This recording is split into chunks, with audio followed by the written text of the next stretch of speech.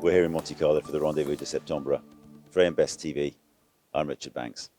And I'm joined now by Martin Burke, CEO of MS Amlin. Martin, it's good to see you. Welcome. Morning, Richard. Very nice to be on here. Thank you.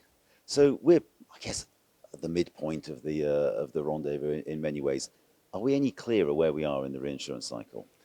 I I feel like that is a fairly clear point. But I suppose what I would say is that there's really a lot more than the sort of quantitative approach to trying to figure out where we are in the cycle.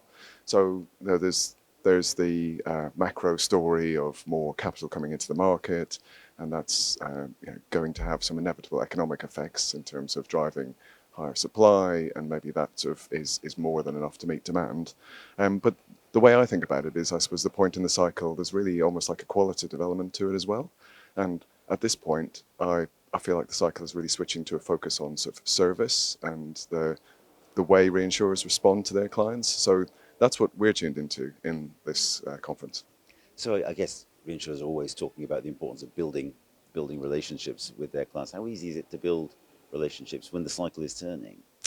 Well, that's a very good question. So I suppose in tune with that, our focus has definitely been on building partnerships with our clients. And I suppose part of what we're doing there is we're reminding them of certain things. So what you're buying is a promise to pay claims at the right point.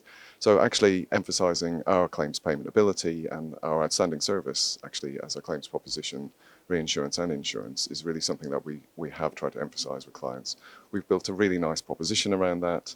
We have a really dedicated, experienced claims team. They've got 5 major tenets of how they focus on claims, and that's about being transparent, responsive, understanding to the client, solution-driven, and technically excellent. And really sort of emphasizing all of those things comes back to why we're here for the client, because it is that promise to pay, and when they need us, that's the service that we're here to provide.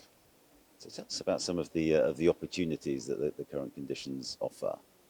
Yes. So in terms of the opportunities, I would say it's really been about considering sort of wider participations, and again being sort of really relevant to your clients.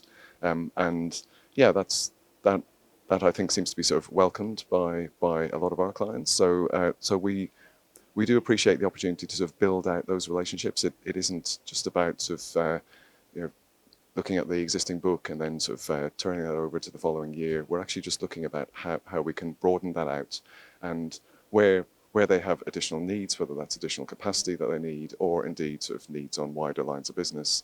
If it's into sort of specialty lines compared to, say, property or casualty, then we're absolutely here because we've got the skills and abilities to sort of fit across all those verticals. So you mentioned that the spread of lines there. Is there divergence in the way that those lines are performing at the moment? There's always some microcycles going on across any set of insurance lines. So, and that's absolutely true for all the reinsurance areas. You have got the uncertainty in the market as to how some of the claims relating to aviation business actually plays out. So that's quite a big uncertainty in that sort of space, that specialty space. In the property treaty space, I think there's quite a different activity going on. That's where you probably have more of the capacity coming in, so there's a slightly different emphasis on the cycle there. And indeed, I think everyone's feeling relatively much better about how we've all weathered the first half of the year and the wildfires in California. So the sort of combination of capacity and actually performance of the market, I think, means that you have got a sort of firmer cycle impacting that property treaty side. I guess things can change quite quickly, but here we are halfway through Monte Carlo. Do you get a sense that there's a general optimistic mood here? I I feel like there is a sort of a positive tone. I suppose we're halfway through the rendezvous. We're halfway through the North Atlantic hurricane season. That's the crucial. But of course, earthquake season is all year long, and there's been a lot of sort of risk in the world this year. You know, wildfires and other things are absolutely examples of that.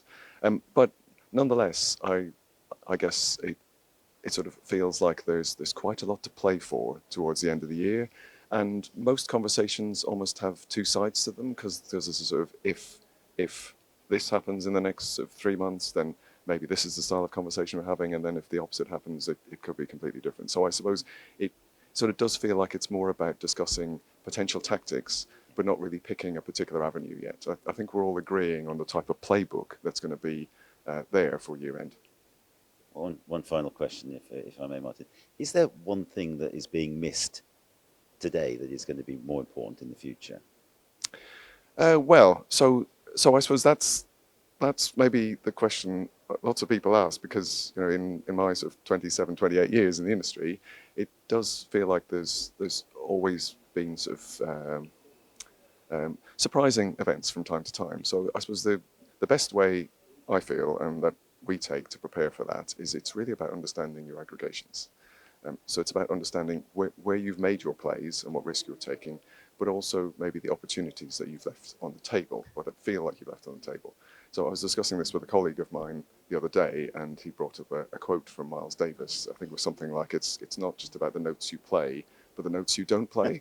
And really, that to me speaks to how, when you're looking at your aggregations, you have to be comfortable with your stance in the end.